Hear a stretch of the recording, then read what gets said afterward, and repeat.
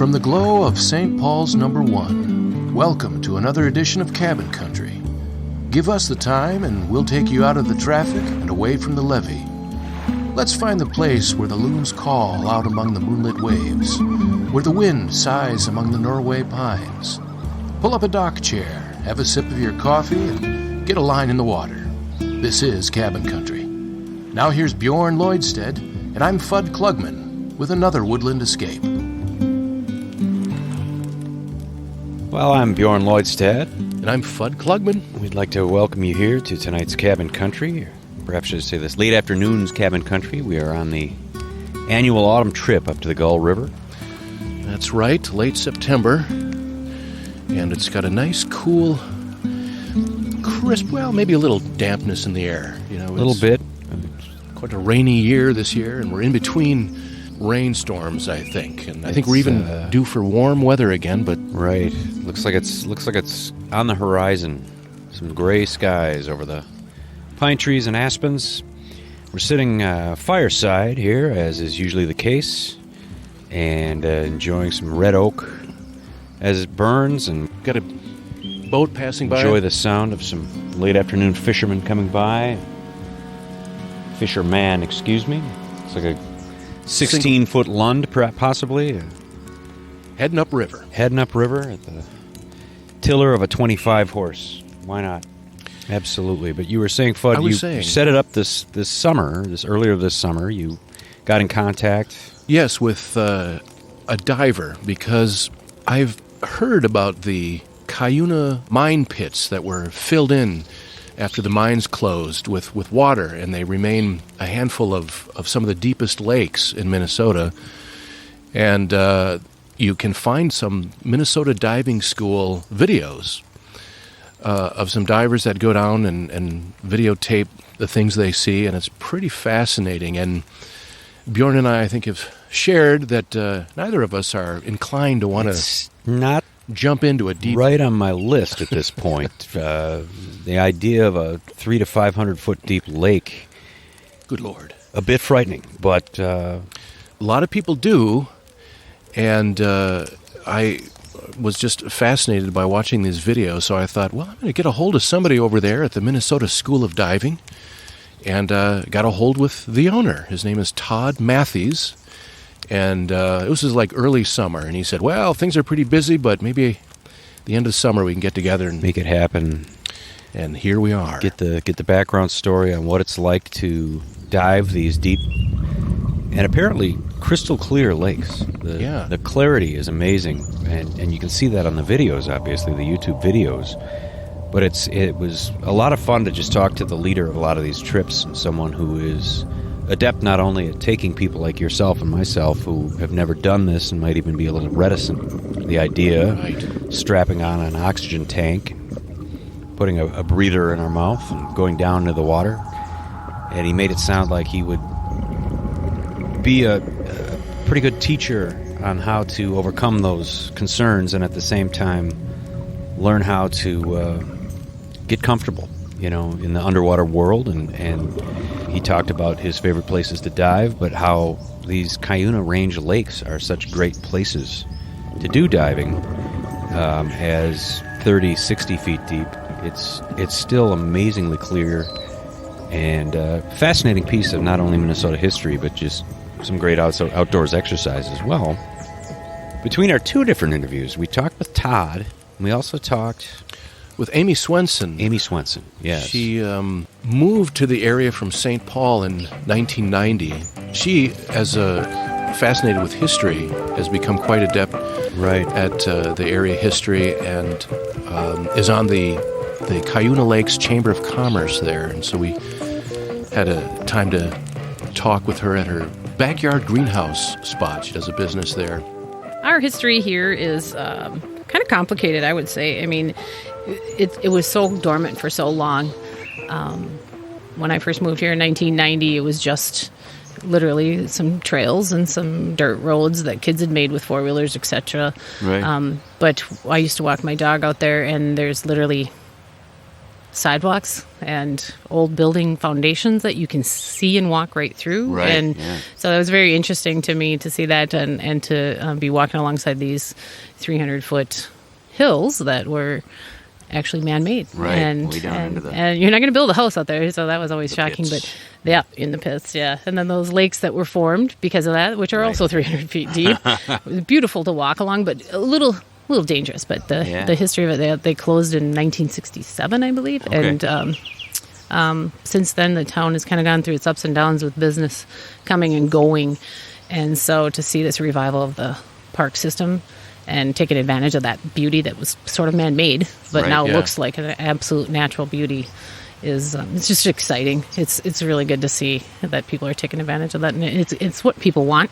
So things like that attract. Well, a gorgeous part of the state, so yeah, the mountain bike brigades are. This is heaven. I mean, yes, it is. Yes, it is. Pristine. So, right. Those are some of the words we hear throughout the chamber. Is they like that it's a challenging course. It's a pristine area. It's quiet. It's beautiful. There's always something around the next corner to see. Right. Do you know how long, like the filling up of these lakes with water, how long that process took? Do you have any idea? Oh, it was fairly quick. Once they hit spring or something, they filled right up. Right. Yeah, I could get that information for you, but it wasn't like just kind of took forever. I think it was within like weeks or maybe months that it filled them up. They were pretty powerful. I think in a video I saw that somebody had mentioned that they turned the pumps off, so they must have pumped the water out. It's almost like a sump pump system. Yeah, they would keep the mines free of water. They And then once they shut them off, well, okay. Yeah. Let's turn these into lakes, water sites. Things to do. That's cool. Like I was saying, coming back here in the 70s as a tourist kid, it was like the excitement was finding a big piece of cast-off slag from the iron pits and bringing it home to White Bear, St. Paul.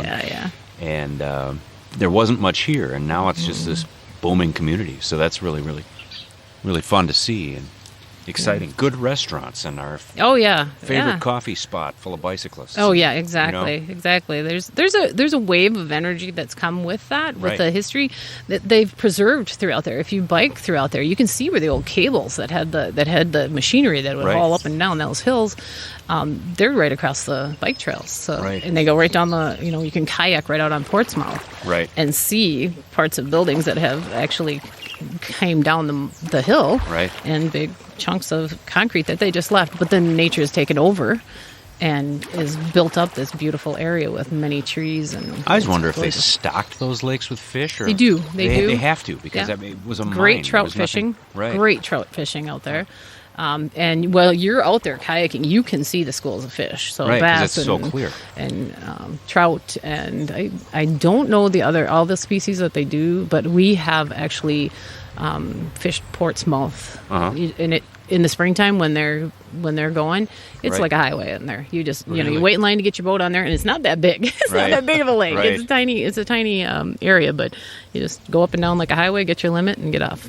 Nice. Wow.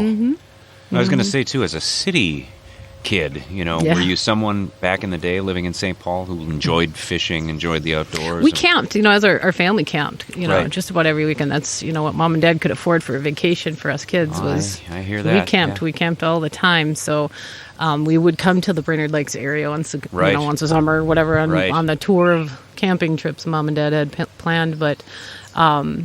But so, I've always loved the outdoors. The idea of moving up here didn't sound quite as daunting to No, it was beautiful. Enjoyed. And there was, to me, we would four-wheel, we would camp, we would go, hang out when we first moved here. And so to see this, mountain biking thing. And so, I've jumped onto everything that they have. I have a Fat Tire bike in the garage. I've got a road bike in the garage. Mountain biker yourself now? Yep, I've got a paddleboard. I've got a kayak. I've got several kayaks now. So, we've embraced all of the and I love it that we're taking advantage of the beauty that, nature took over and said, I'm taking this back. It's been great that people are seeing that as a thing that they can use as a recreation thing, and that we can use as a community for building our community and our businesses. And that was like you said, you moved here in 1990 from St. Paul. Is that kind of when things really started picking up, or was it after that? Or? Oh, it was way after that. Yeah, I would say. it's been a kind of a struggling town. They had some other industries, such as like a snowmobile company that up and left in the 70s, and so they, in the 67 the mines closed, and then and then it kind of had a little revival, and then the snowmobile Snow thing. machine industry. Took off. Snow machine, and then they were gone, and so the town is a survivor. These people are survivors. They're gonna make it go. And so it took long after that, and it wasn't until probably about 10 years ago that it really started to get some momentum going. And then in the last 5-7 years, it's really certainly seems to be on its feet now. So. Yeah, we're happy about it. I've never seen so many bicycles on the vehicles coming through any town. Yeah, exactly. If I'm coming up from St. Paul and I see a bike in front of me on a car, I know where they're going. Pretty good idea. I'm going to follow them all the way up. Right.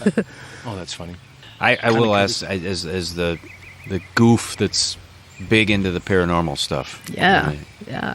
So is there a fair number of people who you get asked about, they're coming up here to find Milford Mine or any of this kind of thing? Is anybody? I think it's kind of a hidden gem still. Yeah. I really do. I mean, but when I have family or friends, I'm like, you got to go out there. You got to go it's check that eerie. out. My kids and I and my husband, and we've been out there several times. It's just up the road from us, and we still go out there, and there's always something new to see, and you're just like, wow, something happened here, and there's still a spirit there. Clearly definitely. A memorial, and you get the feeling definitely. of sadness. The county did a great job on that. Wow. Yeah. It's something else. Yes, it is. So. All right. Very cool. Well, thank you so much for your back time. To work, I guess. Yeah, no problem. But we enjoyed our day today. Absolutely. Good. Come up again, of course. Without yes, a doubt. Please do. Next time I'll have my bike. Do. So. Yeah. Touch base with us if you have any so questions. much. All right. Appreciate it. Well, it's time for a word from our sponsors, but don't go too far. You're not going to want to miss our visit with Todd Matthies and his fascinating scuba diving adventures in the great depths of the Cuyuna Mine Lakes.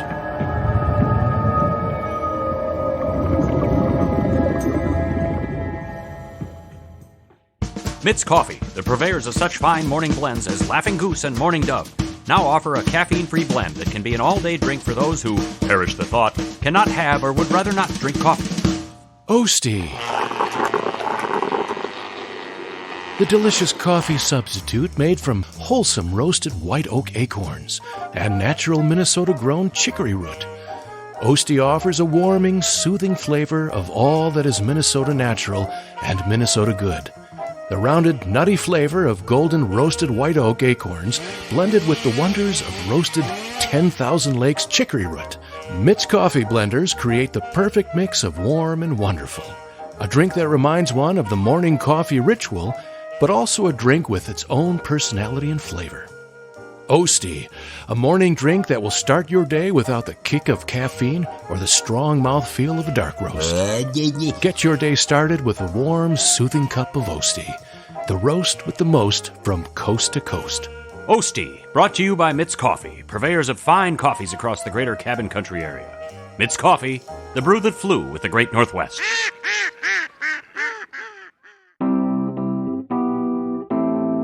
And now back to Bjorn Lloydstead and Fud Klugman in Cabin Country.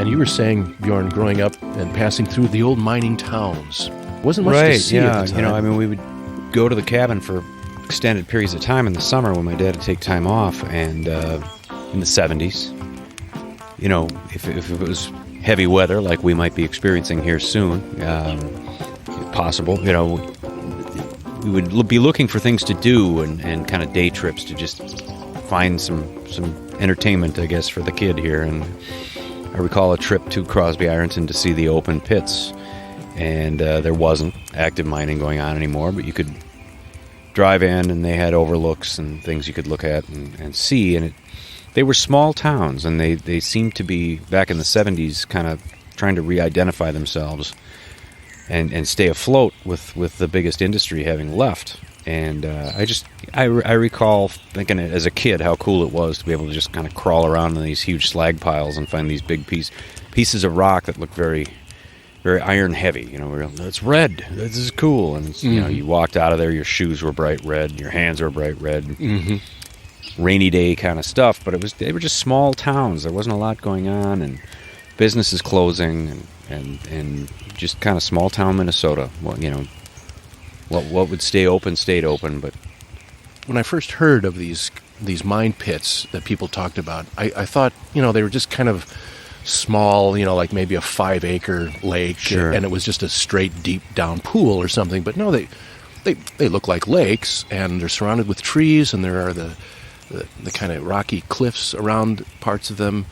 So right now it's quite beautiful, and it's become quite the mecca of mountain biking. It's a mountain bike industry up here. The trails surrounding all these lakes have become mountain bike courses, and tying into I believe it's called the Cuyuna bike paths. I mean, it's along a lot of the highways, there's bike lanes. I mean, if you're a cyclist, it's a beautiful place to be, and there aren't overpasses and all this craziness, and there is minimal traffic, but bicyclists everywhere, and especially those mountain bike trails that surround these lakes. And some of these lakes, like you said, are huge. I mean, they look like they were supposed to be there, and lo and behold, we even tried to kind of scramble down towards the shore of one of these lakes, and I think it was Monoman, one of the Monoman lakes that was a mining pit, and Todd even pointed out that Monoman 1, I think he said, goes down, it's the deepest of the lakes. It's almost over 500 feet deep. Right. And I realized I'm walking on a path I look closer, everything's pretty glossed over, like lots of usage. The rocks, the roots, all these kinds of things. And I realized these are bike paths I'm looking at, bike tire trails. Sure. And I realized I'm currently walking on the Galloping Goose bike trail. I'm not supposed to be here. Watch out. We turned around and came back out, and immediately a fat tire bike came rolling out. I smiled and nodded and kept rolling. And I thought, boy, yeah, these are busy. Gotta watch yourself. More bicyclists coming up and checking the maps, and every vehicle we pass seems to have a bike rack on the back. There are a handful of videos, several videos on YouTube that you can find, and I think there's one that's like Dive Cuyuna Lakes or something like that, uploaded by the Minnesota School of Diving, and it's very cool because they'll show an old black and white photo from, like at the 1930s or 40s when it was in just this big open pit, and then they'll dissolve into what it looks like today into some live video, and it's just quite stunning to go, oh my, holy cows, it's just amazing. So it's just fascinating, and so to meet up with a diver who's been down into the depths, and Todd was amazingly eloquent and informative. Yeah, my name is Todd Matthies. I am the owner of the Minnesota School of Diving. We've got actually two corporations here. One deals with sport diving. It's called Minnesota School of Diving. The other one is Underwater Commercial Divers, where we train commercial divers. So I'm also the vice president of that. Cool. Yeah. And so how long have you been diving yourself? I've personally been diving since I was like 5. My father started the business back in 1959, which was 7 years before I was born.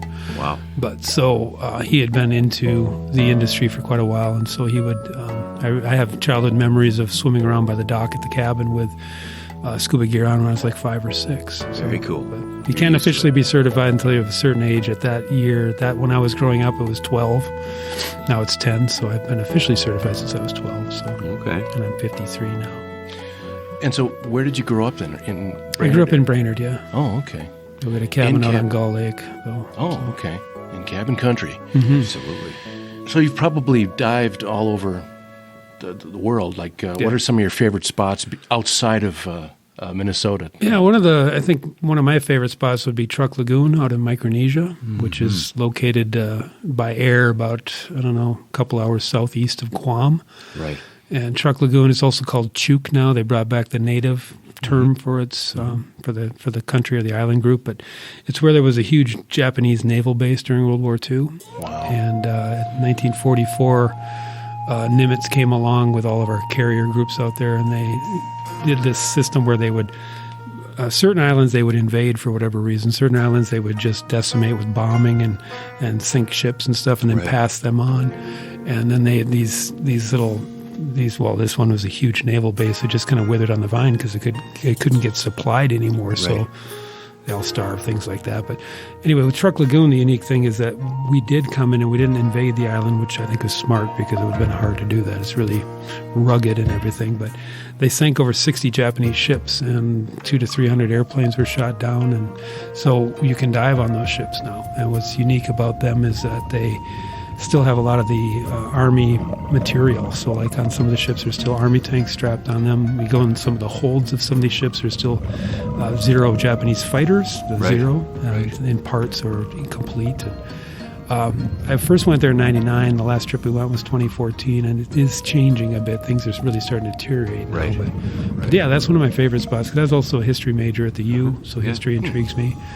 But yeah, we love anything on the West Pacific is phenomenal. We do Palau frequently, and we usually, if we're going to go all the way to Truck Lagoon, which is 21 hours of flight time, doesn't include airport time. Right. But if you're going to go that far, you might as well do both Truck Lagoon and Palau, which are two of the real hot spots out there. We may have been sitting in some of the same classrooms at the U. I'm your same age and Yeah. same major from the same university. Yeah, there you go.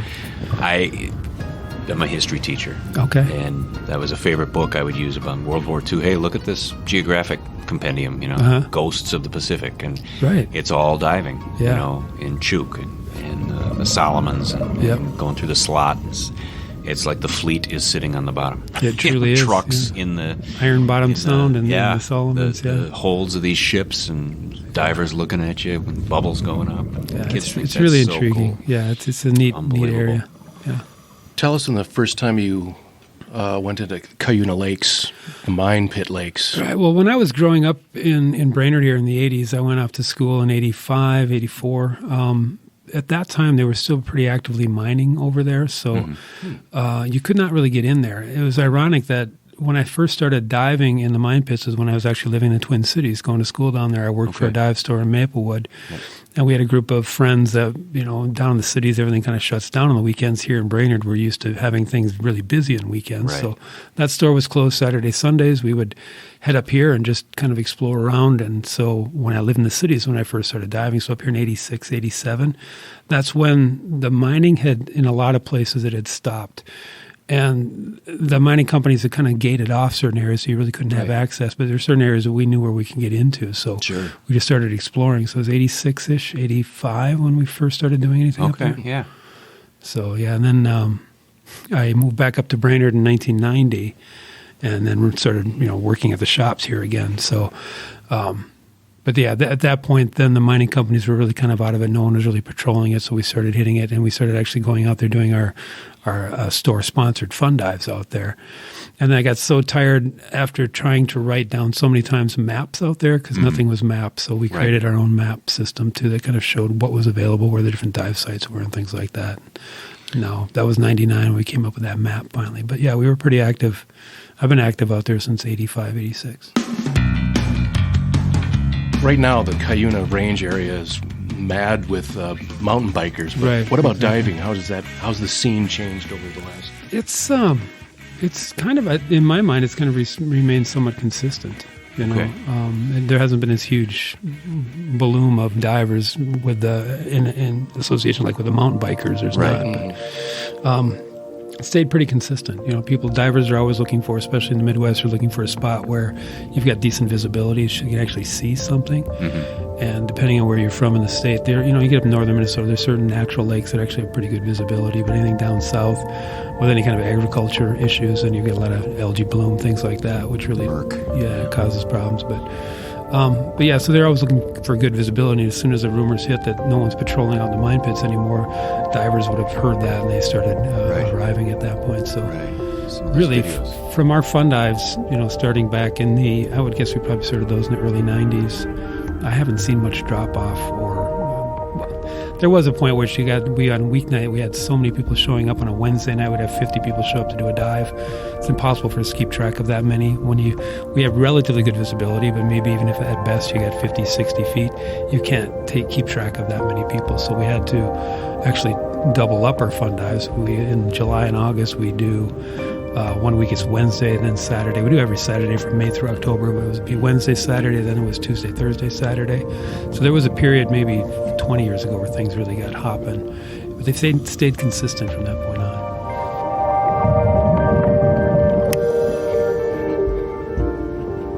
Well, it's fascinating, all the stuff that's down there, and plenty of videos that you can see on YouTube. And I'm imagining a lot of those skeletons you see are just, were they planted there? Who puts those things there? It's divers, divers. Right. Anything that's associated with being topside, if you see it underwater as a diver, you think it's kind of neat. It's kind of intriguing. So I know of a lot of different things where people have, there's actually a gentleman that's down from southern Minnesota, I forget his name now, but he was an electrician and he had access to these big electrical boxes, whatever. So he fashioned up a box, actually cut it apart where it looked kind of like a coffin shape, kind of a diamond shape thing. Yeah. And then he planted that. There's a couple mining pipes. They used to, when the mines were being mined, obviously groundwater wanted to flow back into these big holes in the ground, so they had to pump the water out constantly to keep it relatively dry. So these pipes they left in there, when everything, they shut the pumps off, the water rose back up.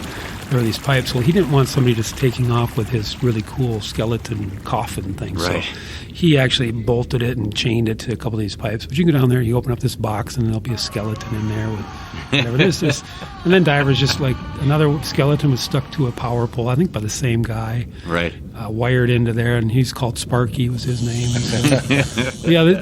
There's another group that built a diver's pirate bar, so they had a pirate bartender, a skeleton thing behind the bar down there. So there's a lot of interesting things that people put down. I think for other divers to kind of chuckle at as their ideas or swimming along, that type of thing. So, yeah. And of course, there's the Jason Voorhees place down there by another diver. Yeah. Curtis Lahr, I think is his name. Curtis Lahr is the one that filmed it. There was another diver that's very active with us that actually planted it. I don't know if I should be using names or not. But yeah, there's unless we get permission. but he planted it. But yeah, Curtis is a very avid videographer, and he does a fantastic job. So he was one of the first ones down there to film it, or the first one I should say to market it. I filmed it pretty early. Impressive replica. Yeah. Say that much. Yeah, it is. Looks, I can imagine. The gentleman that sank it put a lot of time and energy into it. It's built in such a manner. It's very three-dimensional. Yes. He's got these deer, I don't know what, taxidermy deer eyes, whatever they're in there, that look very realistic behind that mask. But there was quite a few problems when they were trying to sink it, because it was built in such a manner that it's three-dimensional, so it's very buoyant and hard time getting it down. It kept running to pop up. Yeah. And that would be a little bit leery if you didn't know it was there, and suddenly Jason pops out of the water. Here comes the local law enforcement. There's a drowning victim. Somebody popped up. And he's carrying a machete, by the way. Wearing a hockey mask.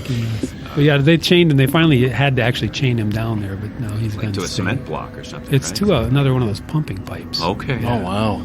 Yeah. So those are the pipes that pump the water out of those pits when they were trying to keep them dry. Wow. Right. Can you describe any moments in the Cuyuna Lakes that were actually kind of freaky to you? Any experiences that were scary? I can't honestly think of any. I'm sure if I thought about it long enough, I could think of it. I've been diving for a long time, so nothing really shocks me down there. I can't think of a specific situation. Right, so... beyond me being nervous for some students that I have or something like that, just as being the motherly guy that I am. Yeah, right. But no underwater, no snappers that got close to you. It's kind of funny because I've dived with thousands of sharks all over the world, whatever else. I've never felt fear of those. I think the only thing that actually scares me underwater is a snapper, because they are really. And I've never had them come that close. But they're ancient looking and prehistoric. And welcome to the Jurassic period. Exactly. Yeah, it's like good Lord. What about all these objects that you find? I mean, there's a history, of course, of people dumping trucks and cars, and of course some of those are in the planes. I think are in some of. Have you ever discovered or seen something that I should report this, or this should be brought up, or maybe even a body, that kind of stuff? Have you found any interesting things that you can talk about? Just happening upon them. There's been a few times where we've Jimmy Hoffa. Not Jimmy that I know. No. I didn't recognize him as being there. At this point, no, there's a lot of objects that have been sunk that we might happen upon not realizing they were there. There's actually a brand new, not a new truck, but a new truck into the water here within the last couple of weeks in one of the mines that we had no idea was there. Wow.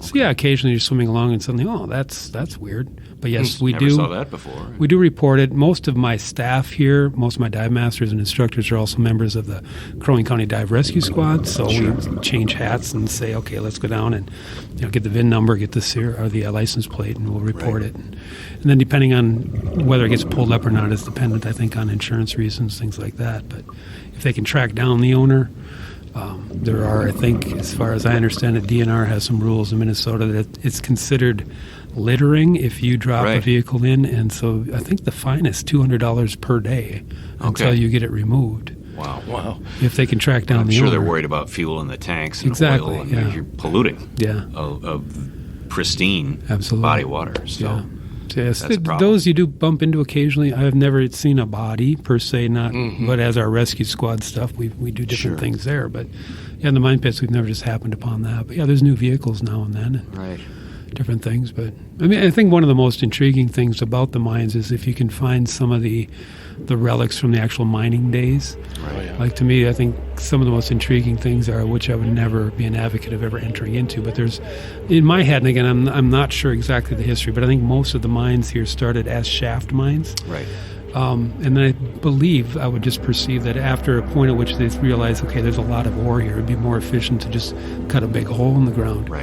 As these open pits opened up, as I'm swimming around, I'd love to see some photographs of these that you could correlate to, okay, well, that's exactly here, which is really hard to do. I've tried to do that. But anyway, swimming along and you'll see a mine shaft that's suddenly there that doesn't make any sense. There's one that is cut in just kind of parallel to the edge of this wall, and it wouldn't make sense to do that when you could cut straight in, just perpendicular to the edge of the wall.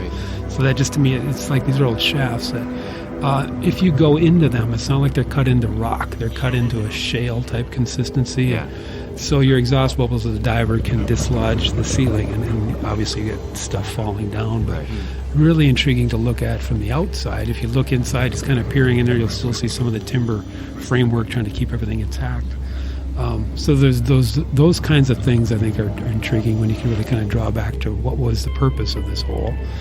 There's another shaft that I've never been down into. Somebody did claim that they did it. This one's a vertical one, so you could be potentially safer, although it's still dangerous. I'd never do it, but you could drop just straight down. Your exhaust bubbles would be coming up and not necessarily causing any collapsing, because you've really still got just water above you all the way to the surface. But somebody has dropped down, and there's a series of horizontal shaft is called a drift. And so they dropped down a vertical shaft, and there was a series of drifts that reached off into the distance as they went down.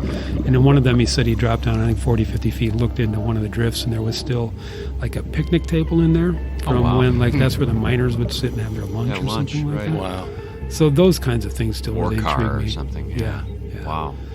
There's still a lot of the roadways that were down there. They're not improved or anything, but you can still follow the roads. There's some nice contours to follow. And if you ever do look at a picture, there's one that's pretty recognizable from Portsmouth Mine, where there is a large structure, which actually is still existing up top. It's a smaller version of it, but there was a conveyor belt that actually went down to the bottom of the pit, and I think Portsmouth is 385 feet or something.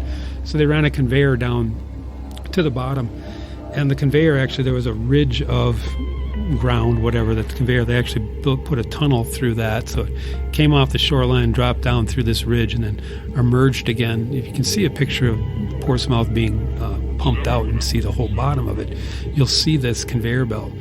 Well, that shaft that they put in through this little ridge to allow this conveyor belt to go through is still there. And that actually is a concrete culvert. It's about 8 feet in diameter. That would be truly the only safe spot that you could enter if anybody wanted to do any kind of like pseudo cave training or things like that. Sure. You could, as a diver, enter in that because it is a concrete culvert. Right, it's not going to collapse. Yeah, but it's big enough where two people can swim side by side through that thing and stuff. So it's good sized. But yeah, to me, just personally, I think from the mining, seeing some of the mining, the structures of what they did, and there's still mining, like building foundations. There's like little power shacks. I think there's a couple buildings that I remember being intact, and now the ceiling is kind of collapsed to kind of pancake down. But those kinds of things are intriguing to me. If you kind of place, imagining it being back in the mining days, it's kind of fun to do that. But to me, all these things that divers plant, they're kind of fun, but it's kind of like the Disney World version of it. It's all kind of fake. So. Like, what's the deepest you've ever gone, to ask sort of a kindergartner question? How deep have you gone? Well, yeah, in the mine pits, it's difficult in the mine pits because there are a series of thermoclines, which, most bodies of water have. Like right now, the first thermocline that you read, and that thermocline is a difference in the water temperature. Right. And basically that's going to create a difference in density of the water too. So divers are always trying to find the more clear water. Right now that thermocline is sitting about 30 feet. Right now, because we're at the end of September, it's about 62 degrees down to 30 feet. Then between 30 and 60 feet, it'll be in the low 50s for temps. Below 60 feet, it's going to be always upper 30s all year round, no matter what.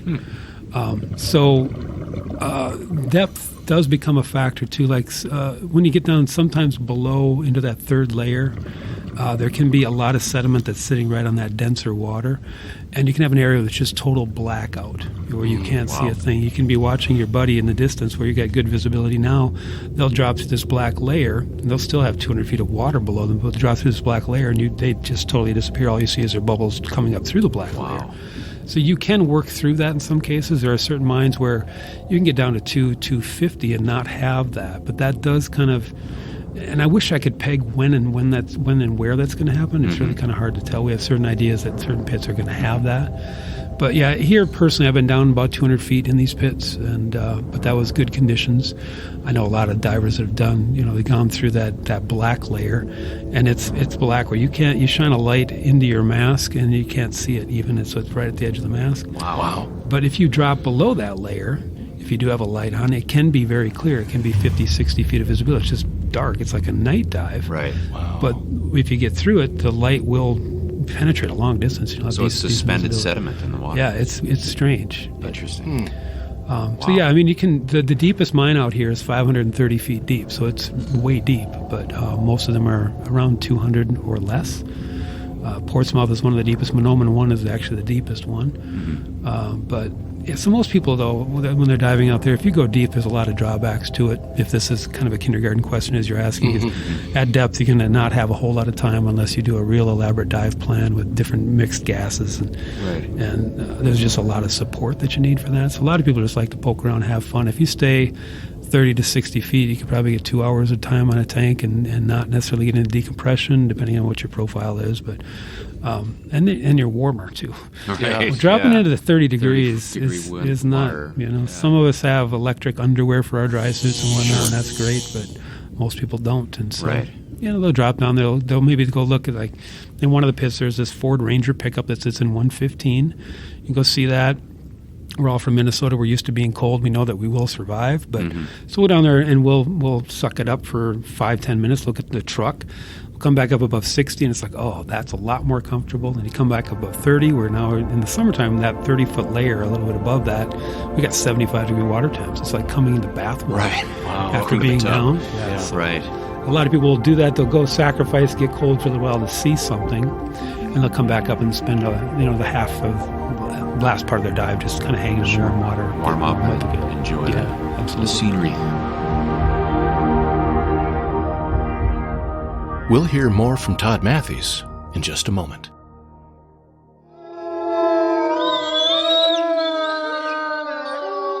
This is a test of the Cabin Country Broadcast System. The broadcasters of your area, in voluntary cooperation with the fishing, hunting, and cabin construction authorities, have developed this system to keep you informed in the event of an outdoors emergency. If this had been an actual emergency, an early start to the smelt run on the Knife River, record numbers of pheasant flushes near French Lake, or a sail on the triple-glazed windows and pine paneling at Cross Lake Lumber, the attention signal you just heard would have been followed by official information, news, or instructions.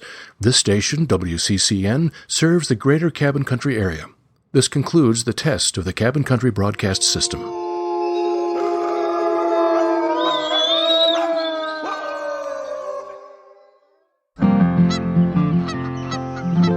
Sitting out here in this blind for hours, drinking Mom's weak coffee, eating sandwich cookies. I need something to get this taste out of my mouth. I know what you mean. This is rough. I give up a clear shot at a record gander for a breath mint or a piece of gum. What? The Goosey Fruit Galoot! Fret not, goose hunters. I'm the Goosey Fruit Galoot, and I have just what you need to fight that not-so-fresh goose-blind breath. Goosey Fruit, the not-so-sweet fruit gum with that oh-so-subtle hint of smoked goose breast. Bad coffee breath? Old chaw residue? Last night's garlic chicken still hanging with you on the morning hunt? Goosey Fruit will take it away and leave the satisfying aftertaste of a holiday goose dinner. And Goosey Fruit is there for you at all of your favorite hunting and outdoor stores, as well as most of your more popular gas stations. Goosey Fruit is available in 5-stick packs, 30-piece multi-packs, or plastic travel dispensers of the popular new Goosey Fruit gum cubes. Sticks or cubes, Goosey Fruit is right there for you. Thanks, Galoot. We'll freshen our blind breath with Goosey Fruit.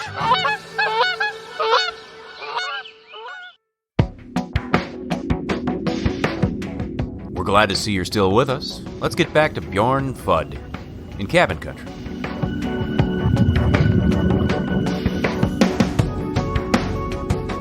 Just one technical thing I observed while watching the videos is that you do the frog kick a lot. Right. We think about the flutter kick when we're swimming in shallow water, but why do you do the frog kick and also hold your hands in this almost prayerful looking one hand over the other? It's very peaceful looking, It's a religious experience. The flutter kick, it's an efficient kick. It does work well, but you do expend a lot of energy. And honestly, a lot of times the flutter is what we train as instructors. We'll train students, okay, this is the best way to move around is do a flutter kick, a constant kicking behind you. Newer divers are always trying to master their buoyancy control, and one of the things they have a hard time doing is actually doing that, and so they're compensating for a lack of really good buoyancy control by kicking constantly. And so the flutter kick, they can do that. Once a diver gets to a certain ability with his buoyancy control, really at any time during the dive, you should be able to stop all motion and just hover. That's a kind of really good indication that you're in the right realm of what you need. So when you get to that point and you trust that, you don't feel like, oh, suddenly I'm going to start ascending to the surface, I better dump everything. And that's what newer divers are always fearing is shooting to the surface that way. So once you get that buoyancy control, then you'll notice a lot of the experienced divers get themselves stretched a little bit, make themselves a lot more streamlined, and in the water, that's a huge factor. And all they really end up doing is doing a frog kick. I do kind of a frog kick or a sculling kick, which is really hard to describe. It's even hard to actually watch, I think, but it's very efficient. There's no return kick. It's all a power kick. Right. And with a frog, another advantage to the frog kick is that if you are swimming relatively close to the bottom, a flutter kick directs a lot of water straight down, and it hits this silt and sediment on the bottom and mucks everything up. So all the people swimming behind you are going to have terrible visibility, and you will be the butt of all jokes when you get back to the surface saying, well, jokes. You were plowing up the bottom the whole time. Right. So you change. Doing a frog kick or any kind of sculling directs the water directly behind you and does not muck up the bottom as well. Now the praying mantis type position you see a lot of people in, very relaxing. It also helps you with your trim. If that's primarily dry suit divers, you see a lot of them doing that. Okay. And it's a comfortable position to be in. It's also making you very streamlined. But another reason why is people that are using dry suits, they're trying to stay warm too. You would think you are a lot warmer in a dry suit than in a wetsuit, but if you do that, a lot of times they're kind of swimming in kind of an elongated V shape where when you look at their body, they're doing this frog kick where their legs from the knees are kind of pointed up a little bit, the calves or whatever are coming up. They're doing their frog kick.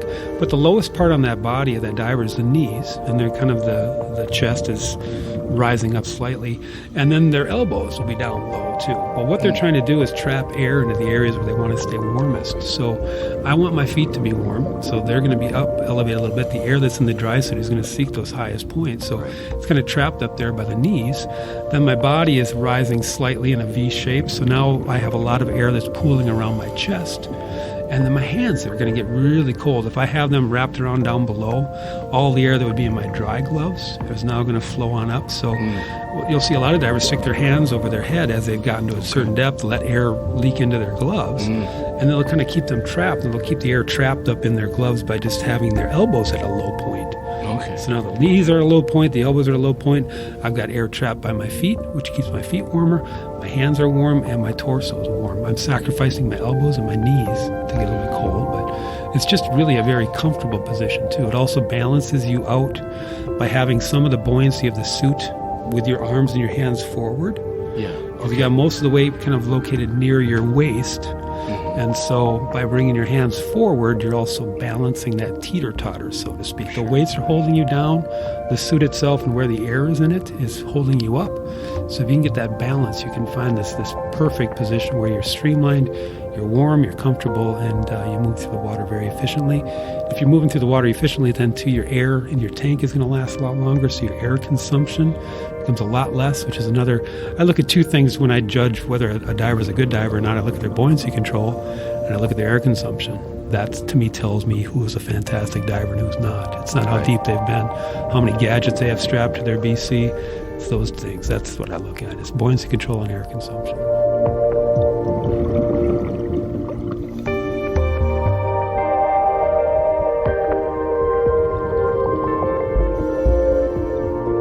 I should ask, do you have any... I mean, the Cuyuna Lakes are kind of known for the clarity. Yeah.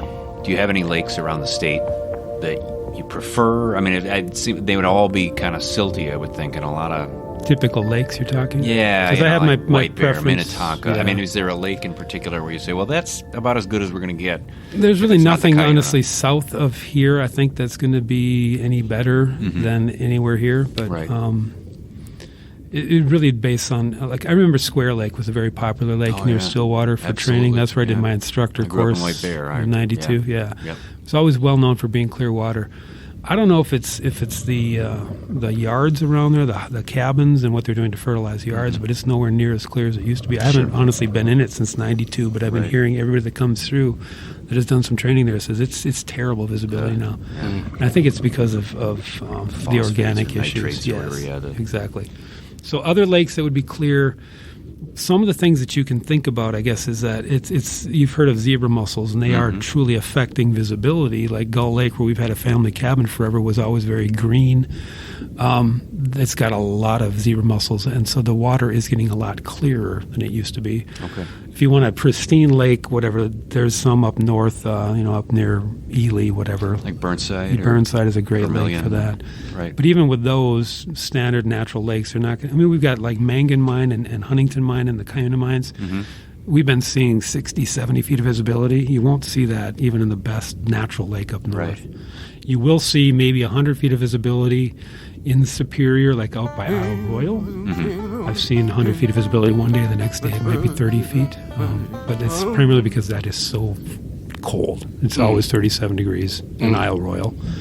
And then you're on this island in the middle of nowhere with not a whole lot of stuff coming out the island. It's a very rocky island. But yeah, typical lakes, there's really nothing that comes close realistically to what the mine pits would have. Right. But it's changing with the zebra mussels for good and bad. I remember diving in Lake Erie probably 20 years ago. Yeah, almost 20 years ago. Lake Erie was always really well known as being very polluted. I mean, the river coming out of Cleveland, Cuyahoga, started on fire and all Yes. yes. So we were thinking, we did a trip in 2001, I think it was, where we hit all 5 Great Lakes in 8 days. We had a Greyhound bus for a while and realized how expensive it is to maintain it. But we hit all 5 Great Lakes in 8 days and did a wreck dive in each of them. Sure. We did one out in Lake Erie, and what was bizarre is the water wasn't very clear. It was maybe 10, 15 feet. It's a lot better than it used to be back when Cleveland was on fire and whatnot. But we were driving on this dredge, or this it was like a barge, a workman's barge that was sunk in Lake Erie off Welland, where the Welland Canal went through. Diving on that, we're dropping down, and the visibility is terrible. And it's like, all right, somewhere down here at the end of this line, there's supposed to be a shipwreck. Dropping down, can't see a thing. Suddenly, it's as if you pop through this bubble of clear water. You pop through, and suddenly you can see this dome. It's like you're inside the Metrodome, and you're seeing the edges. And out here, it's all murky. But surrounding this wreck, where all the zebra mussels were attached, they had filtered so much water. Apparently, there wasn't much water movement for a while there. There was a dome of pristine, crystal clear water surrounding this wreck. Anywhere, and you could like poke your head right out through the murk, and now you're in the crappy stuff, and you come back in again. Wow. It's a really unique dome, but that was all zebra mussels.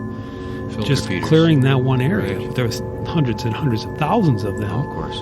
But it was, so you're seeing better visibility. Obviously, it's decimating all sorts of other things, and you're not really getting rid of the pollution. Once that zebra mussel dies, the pollution's still there. Right. So it's not like it's processing it, but... Erie is the surfable, right?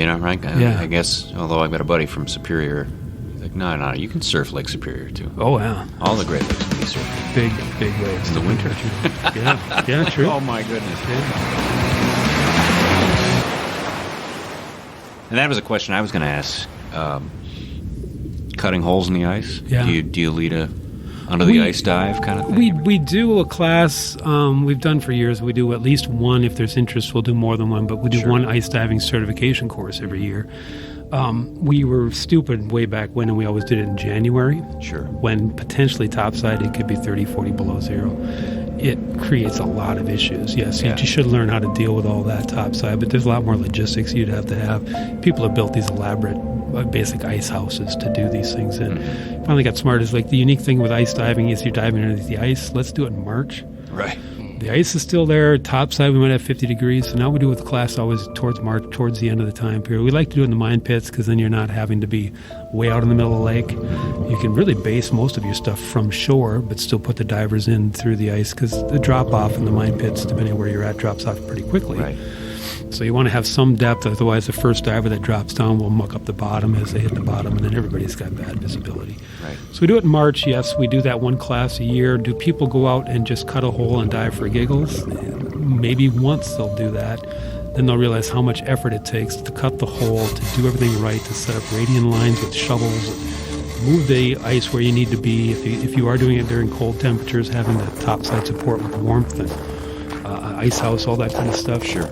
It loses, to me at least, it lost its appeal very quickly. Way too much work for the fun you had. And I do it frequently to recover vehicles, or potentially if there's issues with some victim from a drowning with a snowmobile or something like that. Yes, we have to do that, and I'm more than willing to do that. But just somebody calling me, and I'm watching the Vikings at noon. You want to go do an ice dive? No way in hell. Not going to happen. No, I'm comfortable here in front of my fireplace. Yeah.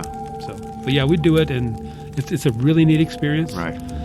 Doing it once or twice, and if you get paid for it, it's a neat experience all the time. But it's sometimes very clear water. Yeah. What's unique about it is the ice itself. It's kind of cool what your exhaust bubbles do with the ice. Yeah. The way they flow around. When you look up, it's almost like mercury. It's really kind of neat. It's kind of fun. Chasing around the ice surface. Yeah. One of the things we do too is you can jump in the ice underneath the ice, swim out for a while, invert yourself by adding some air to your beast so you get your feet up high. And then we rigged up a signal system where if I pull 4 times, it means get me out of here. So your tender up top will start pulling that rope. What you're basically doing is skiing underwater, under the ice, inverted. Wow. When you get to the hole, your feet will pop out. So there's ways to amuse yourself. Very cool. That does kind of wear off quickly. Yeah. So, and especially as you get older, it's like I don't like getting cold anymore. So. Yeah. It doesn't sound, No. Warm sounds good. Right. Fireplace, a book, watching the Vikings or something would be fine on Sunday.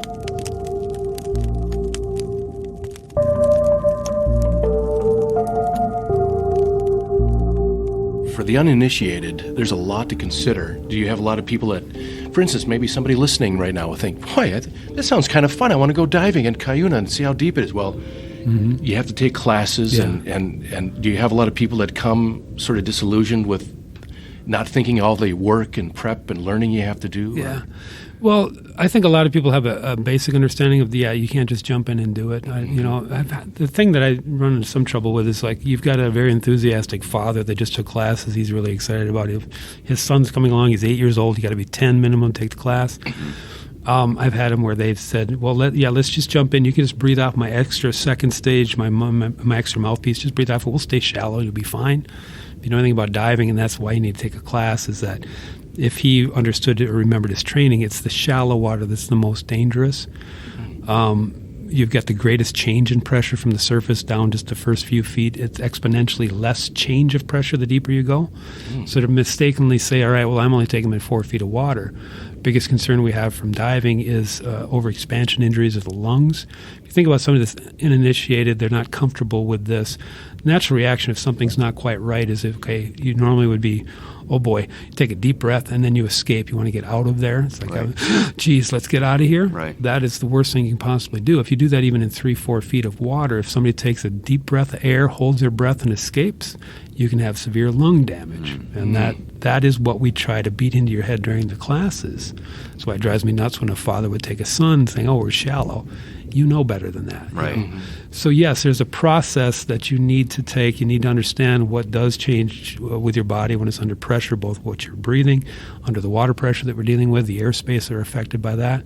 You need to understand that, why that works and why that happens, so that you're not doing things like this. The potential, I didn't know. It's like, well, you took the classes. That's beat into your head 15 times. You'll hear that. So yes, there's a safe way to do it, and you might have heard too. Like, there's a lot of people that have done this thing called a resort course down in the Caribbean. It's like, well, you can do a half hour of instruction. They'll let you go in the pool, jump around, swim around, and then they'll take you out into the actual open water and let you swim around. We hear that. It sounds like a great idea. It's like, I'm down in the Caribbean, I should do that. It's great, and for maybe 40% of the people that do it, they love it, and they come in and they want to take classes. 60% of the people think, boy, that's the scariest thing I've ever done. I don't know if it's just that I didn't know enough or whatever, but I saw this thing bubbling where if you don't know what you're looking for, you might perceive this to be a huge issue, where the local dive master, maybe not trusting him from Jamaica or whatever, what else? It's like, he's probably okay thinking, yeah, everything's fine, I'm in control, but whether you realize, or if you perceive that there's a problem, even though there may not be one, without the background of the information and that education, it's going to be a problem to you. Whether it's real or not, it's perceived, you're going to have that reaction. So 60% of the people that do these resort courses, that was nuts, this happened, that happened, I will never even consider it again. So we've had, if you do it the right way, we had people that have actually, my father started this class, we haven't done it for a while now, but it was called Terrified of Water. He would take someone that couldn't even be anywhere near a dock or something in the summertime, totally deathly afraid of the water. It's usually because of something happened as a childhood, their kid brother held them underwater or whatever. But he would work through the problems these people would have by starting them, in a pool, and eventually working them into being comfortable snorkeling. And then a lot of those people went on and actually became divers. So if you do things the right way, if you eliminate things that you perceive to be problems, a lot of people think it's going to be claustrophobic underwater. Actually, when you put the equipment on and everything else, it's not that way. So if you do things the right way, then we can really make, if anybody has a desire to be underwater, we can make that happen if they do it the right way. We also do what's called the Discover Scuba, but it's not jumping into the ocean doing stuff. You're doing basically the same stuff, but doing it in a pool. So you swim around for a while, get comfortable with the idea. It removes generally that idea that it's going to be claustrophobic, or I'm not going to be comfortable under there. The wetsuit's going to be too tight. I won't be able to breathe and all this stuff. And all that goes away. And that's a small investment. I think we charge $35. We credit 25 of it back towards the class if you end up taking the full certification course. So there's ways to ease into it. You don't have to commit to doing the full-blown class. We'll start off with the Discover Scuba. Just try it in a pool, swimming around 3 feet of water, and get rid of a lot of these preconceived notions. Everything you've ever seen on the Discovery Channel, diving, if everybody was talking about how easy diving was, it'd be really boring TV. So it's always going to be sensationalized. All the movies you've ever seen about diving, it's all sensationalized. Everything about sharks you've ever seen on Discovery Channel, it's just sensationalized. It's not real. Shark Week's not real? Not real, no. How boring would it be if you say, there's another shark, whatever. No. So, but that's kind of the reality of it. But snappers are a different Snappers, no. Snapper Week. Different. Or a really Snapper angry Week would tiger muskie. Right. Yeah. Exactly. So there's there's a right way to do it, and any kind of a preconceived notion is what we're generally. One of the things instructors, I've always said this too, is like instructor's job really is not. You're 95% a psychologist. Yeah. Breaking through people's concerns or issues or whatever else, and then 5% of it is just showing them how to do it right. Right. That's about it. Right. So you're doing a lot of breaking down what is really the conflict here, what's causing the problem. So.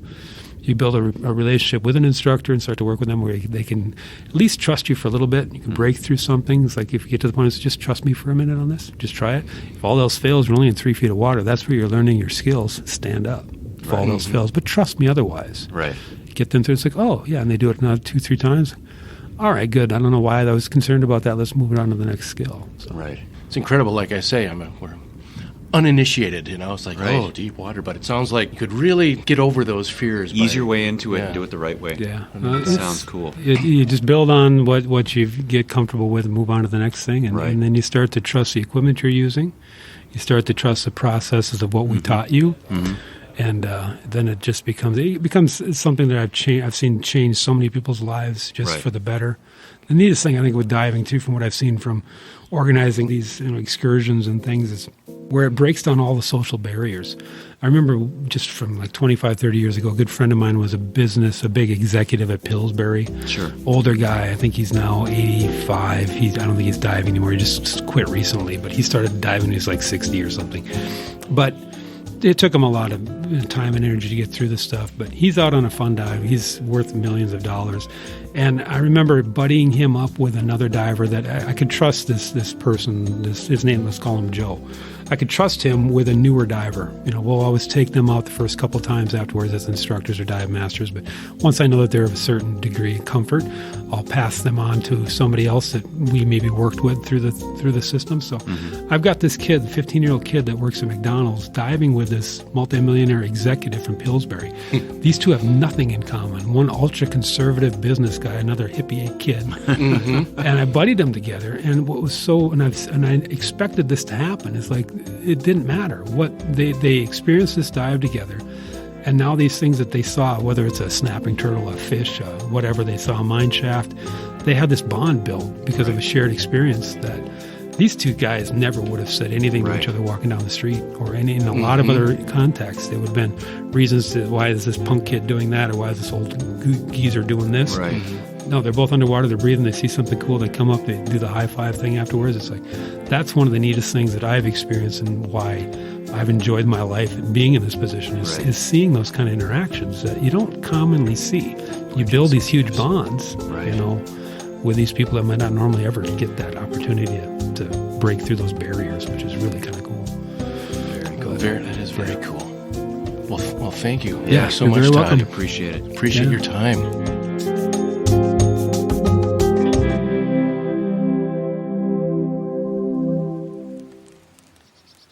Interesting that this trip, we not as much just kind of noodling time and throwing out the white whale and hoping the leaderless line doesn't get snapped by a northern pike, but we did some road work.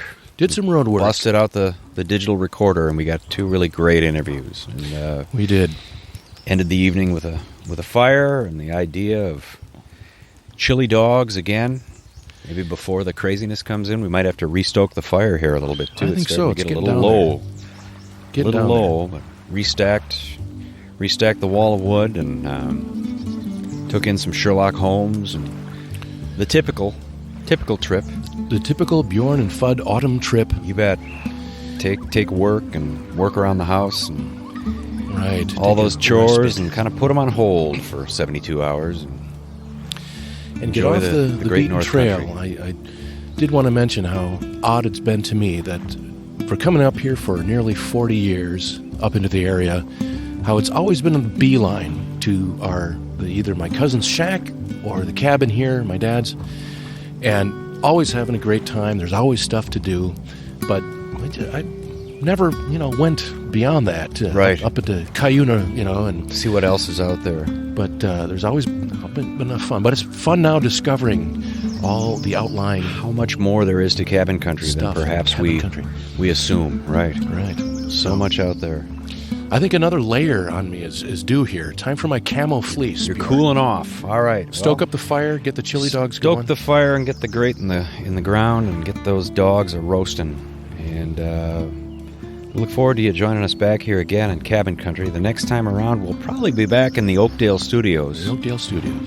But for now, with the cool wind blowing off the river and the clouds rolling in, the sky darkening, wood beckoning the fire, bring it back to life, Fud. Bjorn, get off your chair. There's dogs to roast, so we'll welcome you back next time. But from the beautiful Gull River, we bid you adieu. Join us next time on Cabin Country.